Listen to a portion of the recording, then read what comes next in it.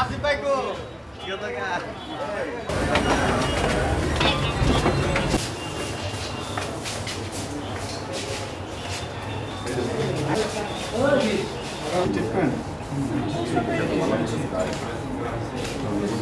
এখানে প্রশ্নটা দাঁড়াইছে হলো চিকিৎসা দিয়েছিলেন তো এখানে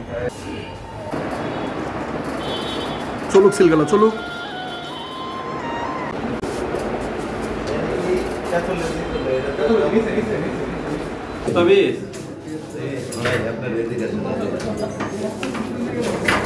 আমরা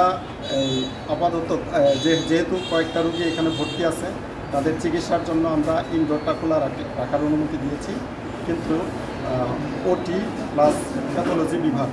তাদেরকে সিলগালা করে দিয়ে গেলাম আমাদের অনুমোদন সাপেক্ষে ডিজি অফিসের অনুমোদন সাপেক্ষে এটা খুলতে পারবে এর আগে খুলতে পারবে আর এই যে ভোক্তার সাথে প্রতারণা ডাক্তার নাই তারপরে রোগী ভর্তি করেছে তা সেই রোগীর চিকিৎসা প্রপারলি করে নাই এই জন্য ভোক্তা অধিকার আইনে আমরা তাদেরকে 50,000 টাকা জরিমানা করছি।